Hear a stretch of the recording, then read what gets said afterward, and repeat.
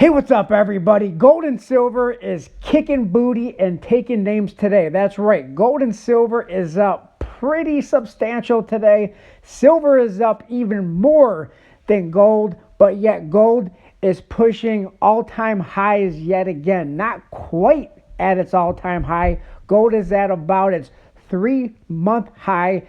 The all-time high was $2,135. As I am recording this video, gold is up 1.61% or up $33.60 to $2,116.90. Not quite at its all-time high, but it is getting pretty close. Silver, on the other hand, is up 3.27% or up 75 cents to $23.95. Typically, when both precious metals, gold and silver, are running, silver runs quite more than gold because silver is the more volatile of the two precious metals. It doesn't always work out that way, but typically when silver goes up, it goes up quite higher, but at the same time, when the precious metals, when gold and silver are falling, silver also tends to fall a lot harder. I'm going to get into why I think these precious metals are going up so much today, and there is a few things to look out for along the way this week and next week. We're going to get into it. Please consider hitting that thumbs up button on the video, and do let me know your thoughts, your opinions in that comment section below. We are 15 days, 22 hours, and 16 minutes away before the next FOMC meeting on March the 20th, 2024, when Jerome Powell will be walking up to that podium and announcing what the next federal funds interest rate will be. Will he keep rates unchanged in March, or will he start that pivot? According to the CME Group FedWatch tool, there's still a 97.0% chance that rates will remain unchanged, with a 3% chance that there will be a 0.25% cut. Well, let's take a look at May. In May, according to the CME Group FedWatch tool, there's a 78.5% chance that rates will remain unchanged yet again in May, and a 21% chance that rates will be cut by a 0.25%. So you're saying there's a chance. But I think the reason why the markets are booming like they are is because the markets are looking even further ahead and speculating that rates will be cut in June. According to the CME Group FedWatch tool, there's a 52.6% chance that there will be a 0.25% cut in June, a 35.3% chance that rates will remain unchanged, and a 11.8% chance that rates will be cut by 0.5%. Keep in mind that this is all just a reference point, nothing that's 100% or set in stone. However, I do find that the CME Group FedWatch tool is usually pretty accurate, but I wouldn't count it on being extremely accurate until about 1 or 2 days prior to Jerome Powell's announcement, and definitely after all the economic data has been released. And by the way, after Jerome Powell is done testifying in front of Congress. More on that in a few moments. It looks like the markets and the so-called experts are trying to speculate or guess when Jerome Powell is going to start that pivot or start cutting interest rates, and they are looking at June. Now, to be clear, a lot of these experts and the markets thought Jerome Powell was going to start that pivot in 2023, but that clearly did not happen. Will it happen in June? I don't know. Let's wait on March and May before we start trying to guess what Jerome Powell is going to do in June. However, he is going to be testifying in front of Congress this week. And what he says or doesn't say could very well move the markets.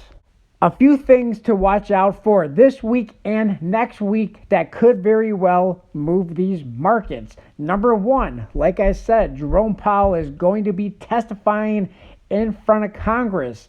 Whether you believe the words that come out of his mouth or not, the markets definitely do listen, and they will move these markets depending on what he says, maybe even based on what he doesn't say or doesn't want to answer, or what he does answer.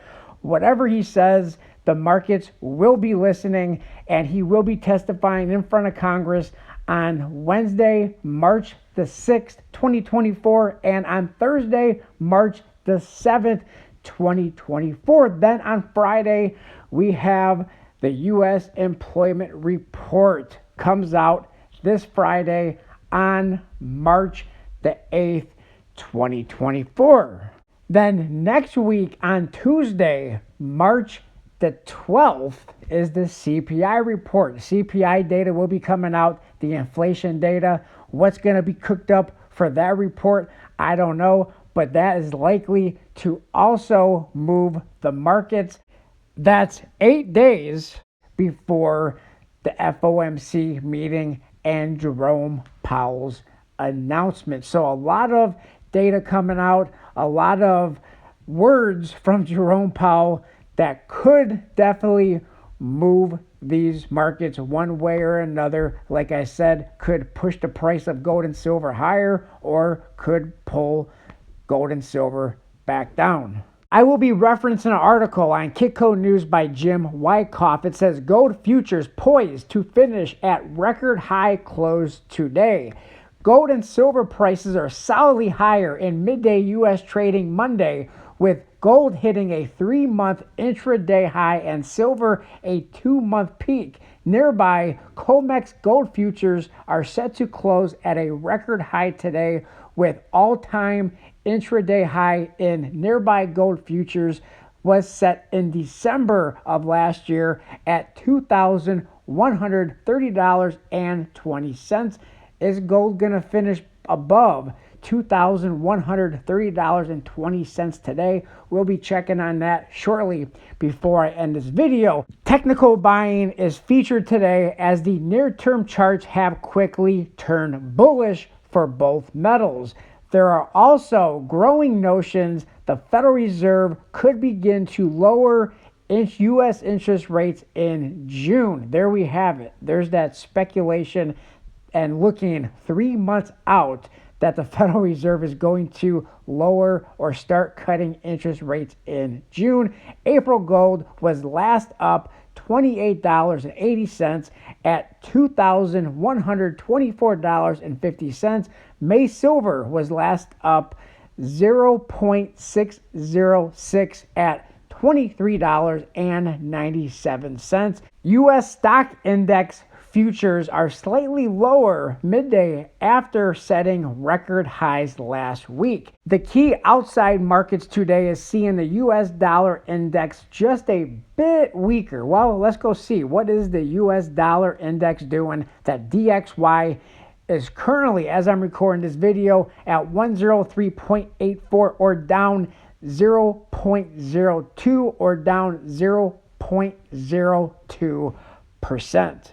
All right, back to the article. Crude oil prices are down and trading around $79 a barrel. The yield on the benchmark 10-year U.S. Treasury note is presently fetching 4.221%. There was no major U.S. economic data due for release Monday. However, the data pace picks up the rest of the week, including Fed Chairman Jerome Powell addressing Congress on Wednesday and Thursday, and the monthly U.S. employment report on Friday. And we already addressed those points a little earlier in the video, and as well as next week on Tuesday, on March the 12th, the CPI data will be released. Before ending this video, let's check out those hot gold and silver spot prices, but it doesn't look like there's much of a change, if any change at all, but I can't remember exactly what they were.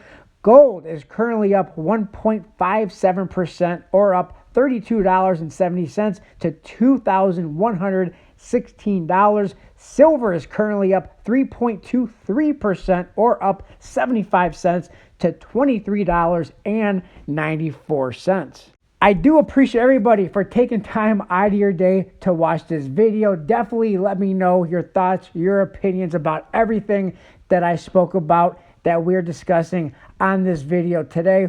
What do you think about gold and silver up the way they are today? What in the world do you think Jerome Powell is going to say this week when he testifies in front of Congress? Is he going to say something that is going to spark these markets, that's going to spark movement in gold and silver to go up higher? Is he going to say something that could potentially cause gold and silver to go much lower? Or could silver and gold just kind of trade sideways the rest of the week? We have no idea what Jerome Powell is going to say this week. No idea what the words are going to be that's going to come out of that man's mouth. It's going to be very interesting to see. We also don't know what the employment data is going to report on Friday or CPI next week, but it'll be very interesting, in my opinion, to watch. Interesting, maybe exciting, maybe frustrating. We don't know, but we'll have to wait and see. Definitely let me know your thoughts, your opinions in that comment section below. Please don't forget to hit that thumbs up button on the video, like, comment, subscribe, share, and I'll talk to everybody on my next video. Thanks a lot, everyone.